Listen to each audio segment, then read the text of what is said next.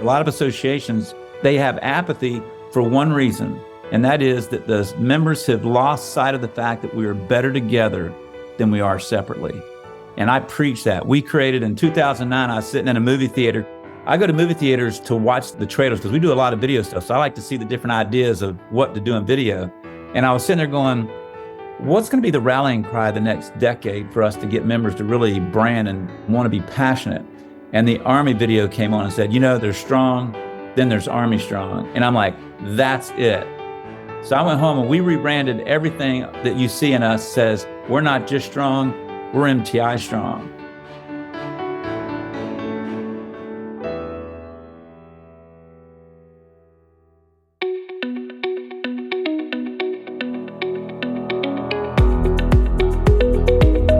This is Associations Thrive, the podcast celebrating successful associations and their leaders. I'm your host, Joanna Pineda, CEO and Chief Troublemaker at Matrix Group International. Listen in as top association executives tell all, revealing the creative and innovative ways they're increasing membership, generating revenue, nurturing engagement, and reimagining their organizations.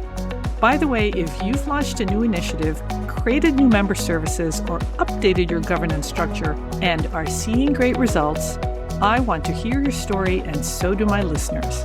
I'd love to have you as a guest. Go to podcast.matrixgroup.net and apply to be on Associations Thrive. Now let's dive into this week's show. Today, I'm speaking with Tom Morrison, CEO of the Metal Treating Institute. Tom, welcome to the show.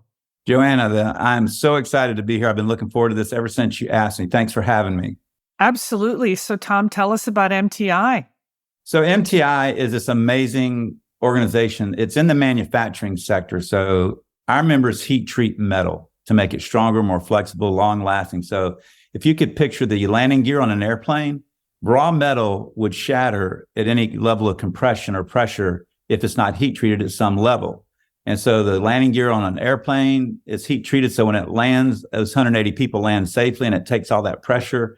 The components inside your car, the gears that connect, those are heat treated because when the gears started to turn, if it wasn't heat treated, it would shatter. The springs inside your hair dryer have to be heat treated. So that's what makes it springy.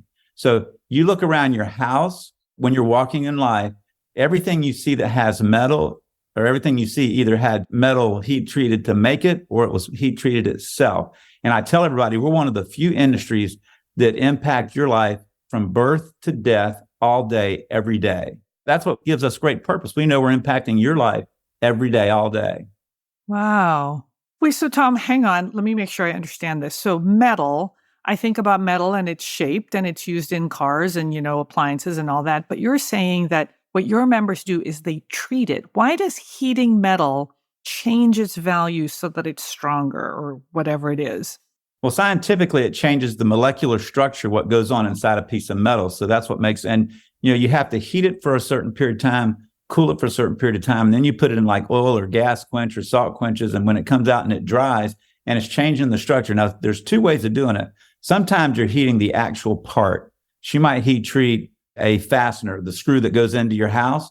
When you push a Phillips head screw into a piece of wood and turn, 95% of the pressure is on the last quarter inch. And that's what they heat treat, right? Oh. The other way they heat treat is they'll heat treat large, flat things of steel or big tubes of steel because you don't know what that's going to be yet. They're just heat treating the steel to make it what it's going to be. And then it goes to the factory and then they cut the steel up into be the actual piece that it's going to be. Wow. Tom, you've got two kinds of members. You've got commercial heat treaters and captive heat treaters. Correct. What is the difference between those two types? So basically, captive heat treaters are companies that have like Ford or General Motors or Boeing that have enough production and volume in their plant to do their own heat treating in-house. And then commercial heat treaters are our core member who, when they want to either they need more capacity or they just, because the furnaces they heat treat in are worth millions of dollars. And you pay that. So some companies don't want to do any heat treating. They want to outsource all that. And I'll give you a simple example. Imagine the association with a lot of printing to do in their organization, whether it's brochures, letters, whatever. And they've decided, you know what? We're going to lease a copier and put it in our office. That's a captive heat treater. They're doing it in their inside. Then there's other associations that say, you know what? we don't want to be in the copying business. We want to send it out to Kinko's or whoever and let them do the copying for us. Kinko's is the commercial heat treater, someone that's being paid to be outsourced to, and they deliver the good product back. I see. Okay, so now I understand the analogy. Tom, give us some context. How many members do you have, and how big is this industry? So we have 350 members in 39 states and 6 countries. The industry is roughly about $27 billion in North America, and our members represent about $1.5 billion of those sales. About $3 billion of that is done by commercial heat treaters, and the other $24 billion is done in-house. So it's a small niche industry, but when you think about what we're heat treating, landing gear on airplanes, parts on ladies' hair blow dryers, pieces in cars, it's a highly important industry to anybody that's connected to it. Right. Hey, Tom, we're going to get into the things that MTI is doing to thrive, and thriving you are. But let's talk about your journey first. So you've been CEO of MTI for almost 18 years. How did this happen? How did this come to be? I'm one of those interesting stories where I've only been a CEO, and I've been in 3 different nonprofit groups, and I've been the CEO of all 3 and never worked as the director of this or director of that. I was hired out of an insurance agency, came out of a divorce in my first marriage, and was looking for a job. And this guy that had talked to this association that I didn't know about said, Tom, I think there's a group that I think wants your talents. And he didn't tell me what it was. So he made the call and said, hey, I think they want to talk to you. So I go in and talked, and the guy that was running it then was a 5-year, been there 5 years. He's the past president who was running it while they were searching. It took him 5 years to find, ultimately me. I interviewed against 4 people who were way more qualified than I was, but they saw something in me they didn't see in everybody else. And they ended up hiring me. And I grew them for 7 years, ended up leaving there, came to Jacksonville to be closer to my children after they moved to Jacksonville through their mom's second marriage. And I started a nonprofit there, and it became one of the largest gatherings it was a singles ministry, a singles group, but I created a 501c6 so we could be able to collect funding from people. And so it was that for 3 years. And then I ran across MTI, and it came out of nowhere. I went to lunch with the current CEO, and we had known each other from an engagement 8 years prior. And he found out I moved to Jacksonville. We went to lunch, and I'm talking to him about financial planning because that's what I was actually doing at the time in between this looking. And in the middle of the lunch, I said, Lance, it sounds like you're trying to hire me. He says, Tom, I am. I go, why? He says, because I'm retiring in 2 years. See, I thought I was there to talk about his retiring in 2 years. He was talking more bigger, the picture. And he said, you're the guy that can lead us into the future. We're in a place to where our value proposition's hurting. We need technology-driven solutions. And he remembered 8 years earlier of me being in a room of 20 CEOs, only being an executive for 6 months. And he says, no one shook you. You had great ideas. You talked to 20-year veterans like they were your best friend. And I'm like, that's the guy who's going to lead us into the future. You heard the stories about someone writing a contract on a napkin. I grabbed my napkin and slid it. I said, write down what it means financially on that piece of paper, and I'll take it home to my wife. And he did. And I went back, and lo and behold, 2 weeks later, I was hired. Tom, you were born to be a CEO. I like to think that. I love to lead things. I love to invigorate, energize, and motivate people to create good with their life. Tom, let me ask you a question. So 3 completely different organizations. What's been the thread that has helped you become a successful CEO of 3 really different organizations? Passion. Somebody at the top had to be the plug and energy that when you plug into the association, you feel the passion and the energy. And I strive to not only be passionate with the board, because I've seen some CEOs that's the only people they're really passionate with, and then nothing trickles down. I'm passionate with the person that only pays his dues. When I see him at a meeting, I make sure I go over and shake his hand and talk to him and say, we're here for you. We got a purpose for you. So I think it boils down to passion, excitement, and hard work. I like to have an association that has a lot of energy behind it. And I try and create that with everybody from top to bottom. How do you create energy within an organization that you've been leading for almost 18 years? How do you keep it fresh? You do new stuff. You are always changing. And we don't change just to change. We change to meet members' needs. One of the things I do is we do MTI webcasts, live webcasts, so that I can be on screen talking to my members like we are here, and they can feel your passion and your energy. And what they're hearing is, yeah, that's a need of mine, and MTI's got a solution. So you have to just keep changing and meeting the needs. A lot of associations, they have apathy for one reason, and that is that the members have lost sight of the fact that we are better together than we are separately. And I preach that. We created in 2009, I was sitting in a movie theater. I go to movie theaters to watch the trailers because we do a lot of video stuff. So I like to see the different ideas of what to do in video. And I was sitting there going, what's going to be the rallying cry the next decade for us to get members to really brand and want to be passionate? And the Army video came on and said, there's strong, then there's Army strong. And I'm like, that's it. So I went home and we rebranded everything that you see in us says, we're not just strong, we're MTI Strong. And it's on every letter, it's on every brochure, it's on every email signature. And I think that is the element that we really try and foster, is that I want people to think they're weaker without us than with us. A lot of people don't like to have that attitude. I do, because if you don't get people to understand that they're weaker without you, they're never going to see you as powerful. Tom, let's turn to MTI because you're doing so much, and I hope we can get to everything that we want to talk about. One of the secrets to your success, you say, is that you respond quickly to member needs. Yes. So what does quick look like? So let me show you what quick looks like. 2 short stories. So when someone submits a job to a commercial heat treater, a captive who is going to want some heat treated for our members, there's a long list of things they need to have to do a professional quote and then be able to do the job right, because they got industry specifications they got to submit, blueprints, all this stuff. And one of my members one day said, Tom, he emailed me and said, Tom, it would be great if we had a checklist that could be an industry standard that we could give our captive customers, and when they're looking to give us a purchase order, that they could go down this checklist and make sure they have all this stuff with the purchase order so we could eliminate tons of phone calls and follow up and do it right the first time. I'm like, that's awesome. Can you give me a draft? So he gave me a draft.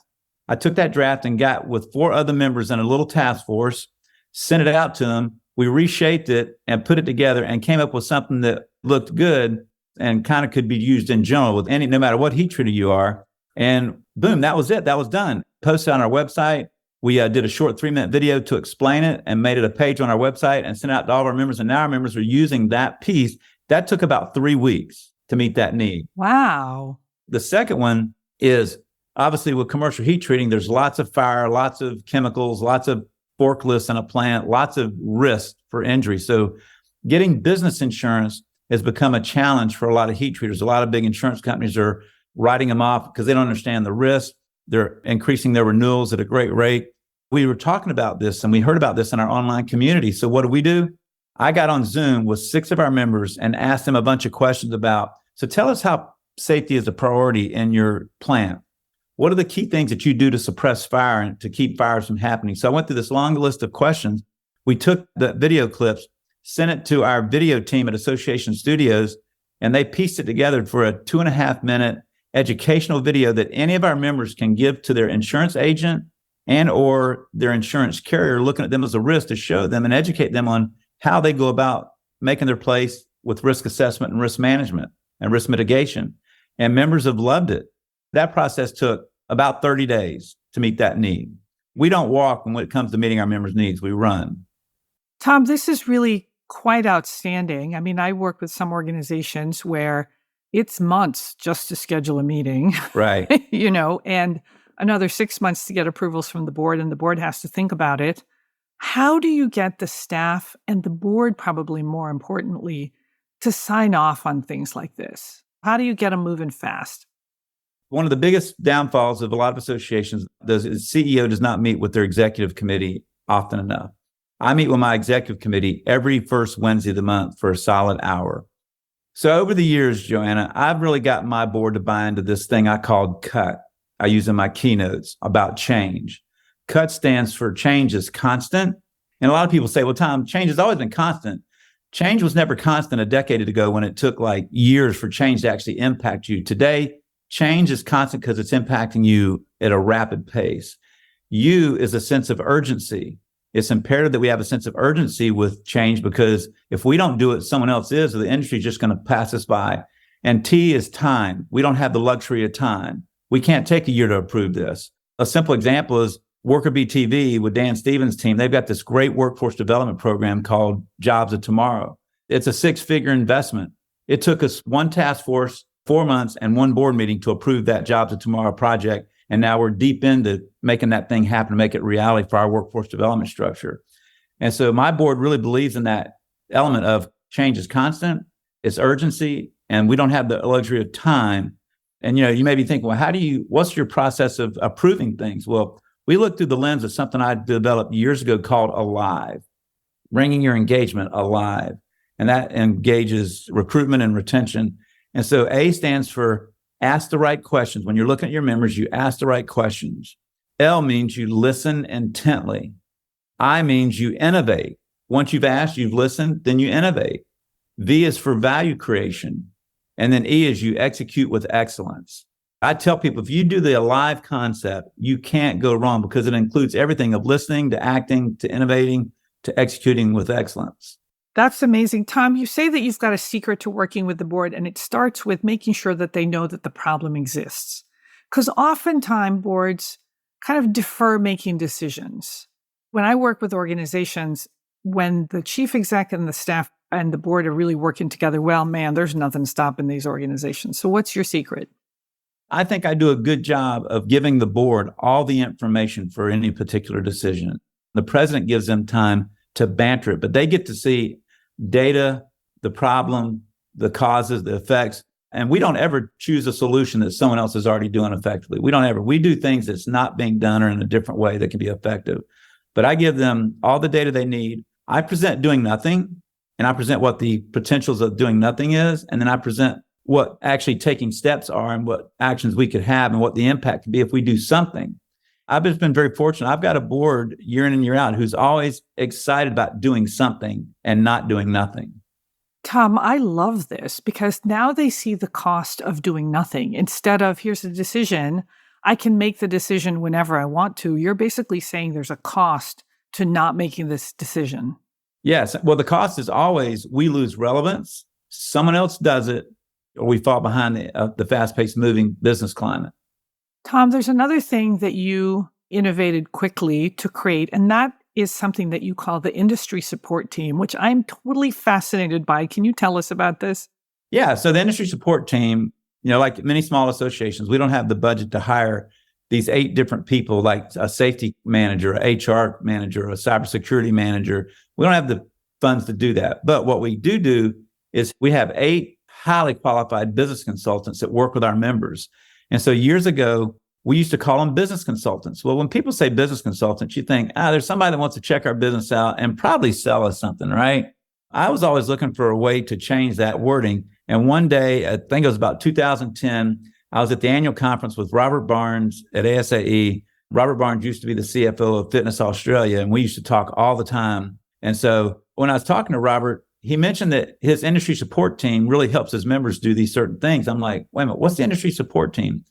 He goes, it's consultants that we call our industry support team because our members receive it much clearer. And they're like, man, they're here to help, not here to sell. And they're not staff.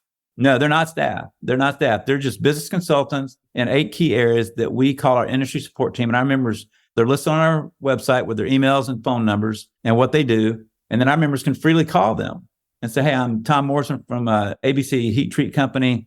I saw you on the list of MTI, and I got an issue I'd like to discuss with you. And all of them offer up a free consultation call. And then if they want to engage services to help them, that's when they actually charge them something.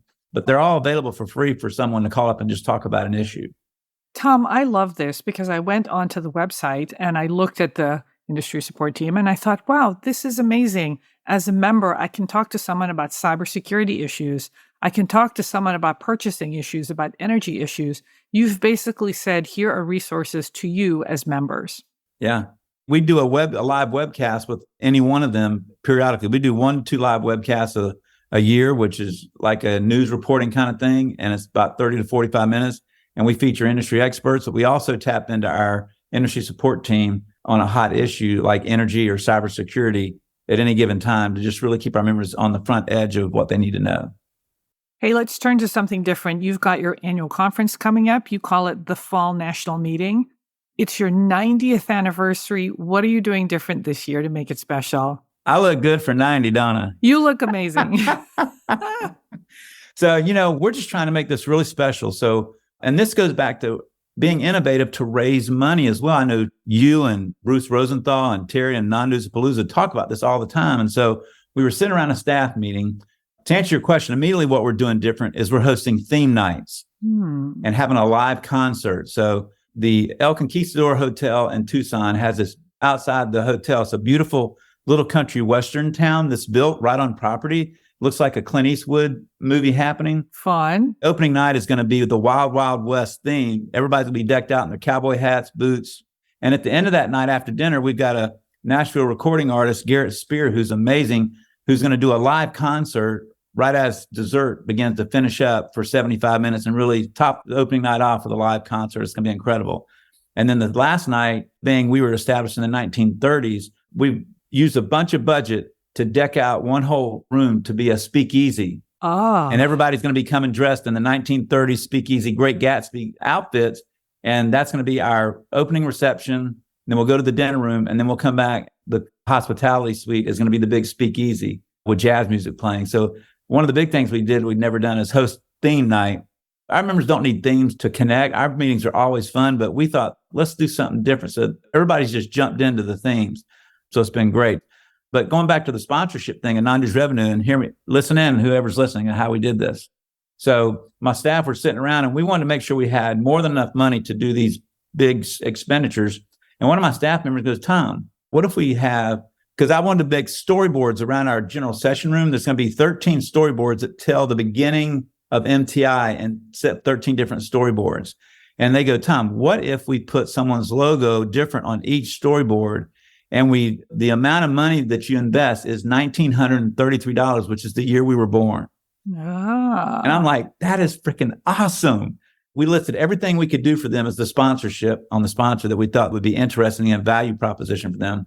We put it out. We had 10 sponsorships we wanted to sell. We sold 10 of them in 7 days. Wow. And came up with $19,330 to be able to spend on the speakeasy and the Nashville artist and the other things that we wanted to do to make this such a special, awesome night.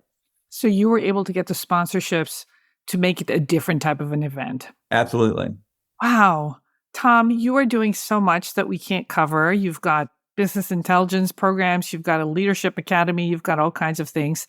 How is the organization doing and how's membership?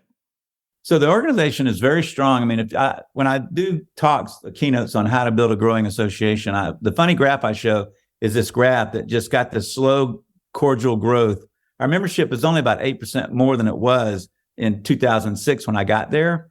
But our net reserves, Joanna, between our association and our foundation is grown over 2,700%.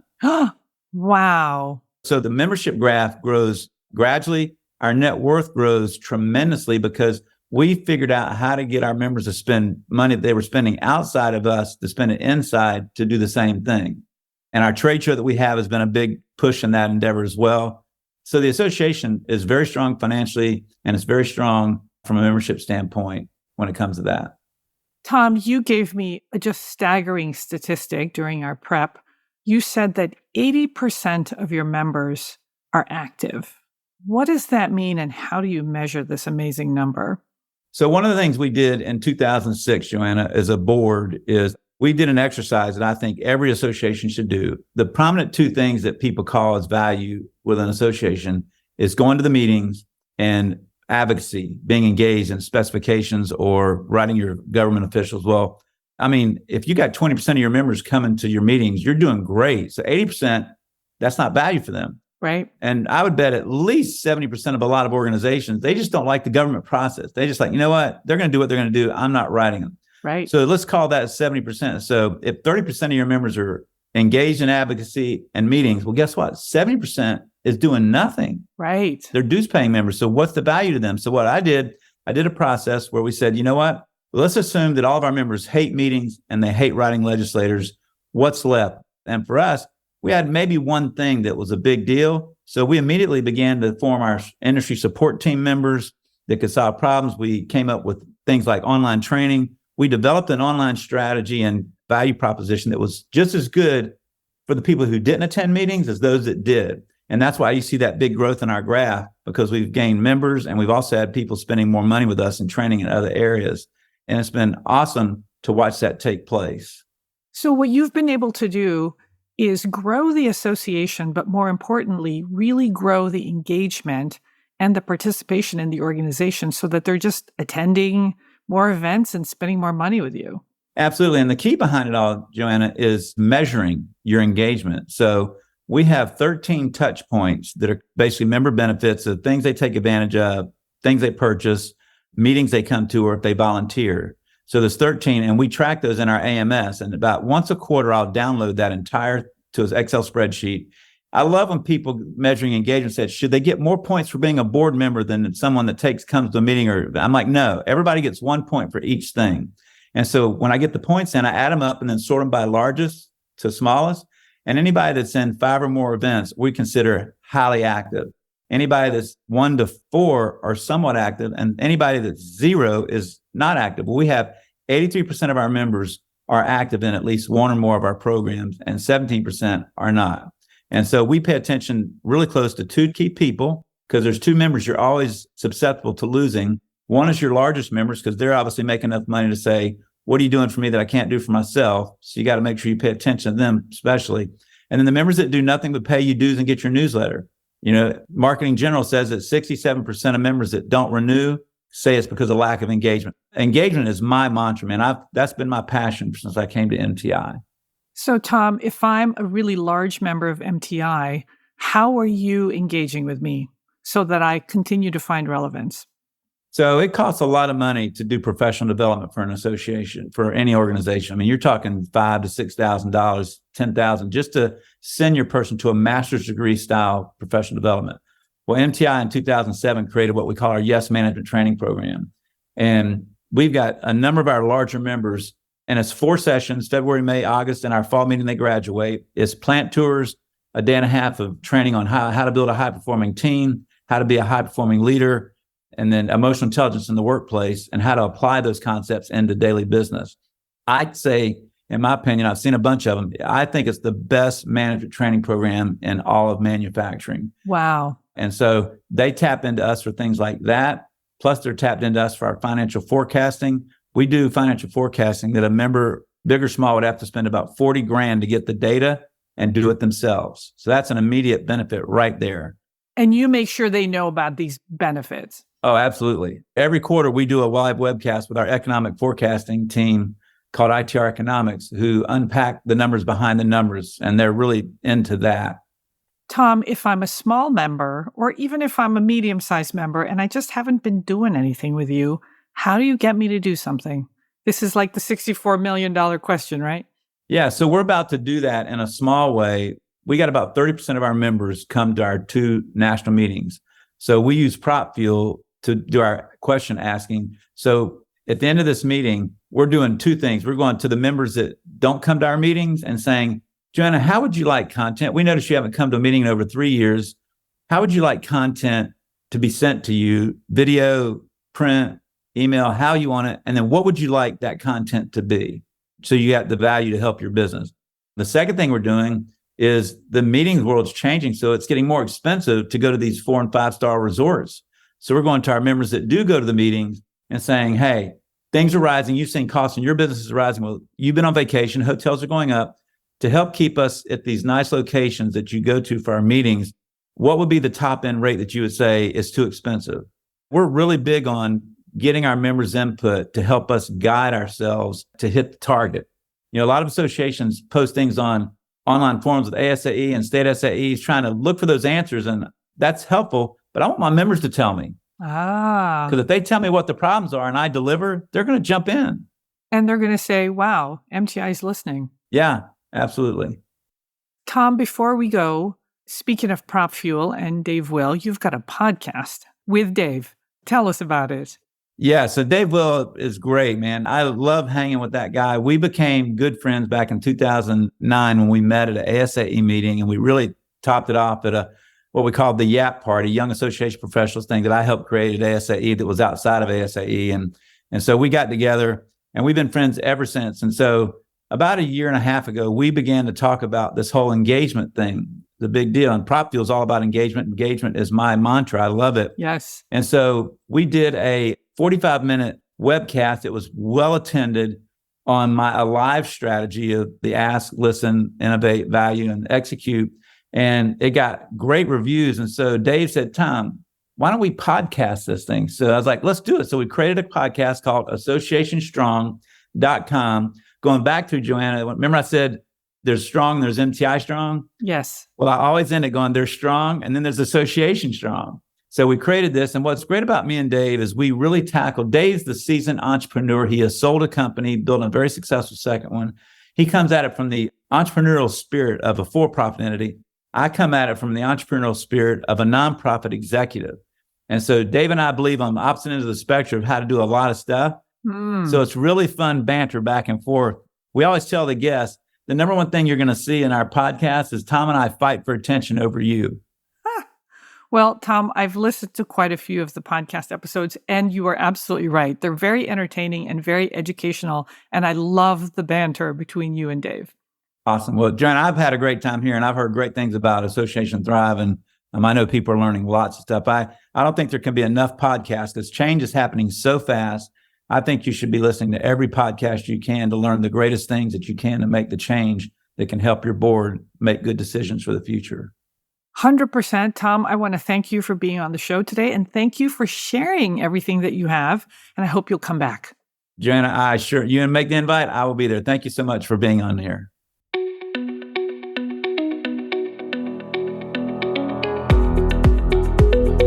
Thanks for listening to Associations Thrive. We're so glad to have you here. You know, my personal mission and the mission of my company, Matrix Group International, is to help associations and nonprofits increase membership, generate revenue, and thrive in the digital space. I want to hear stories of how your organization is thriving in today's challenging landscape. Please apply to be on my show by going to podcast.matrixgroup.net. By the way, do you need help with a digital initiative? Maybe it's a website redesign, a new membership database, or a hybrid meeting that you're planning. I'd love to connect with you. Please visit the Matrix Group website at matrixgroup.net. Thanks again for listening to this week's episode of Associations Thrive. Don't forget to subscribe to the show, leave a 5-star rating, post a comment, and share it with your colleagues and friends. Bye!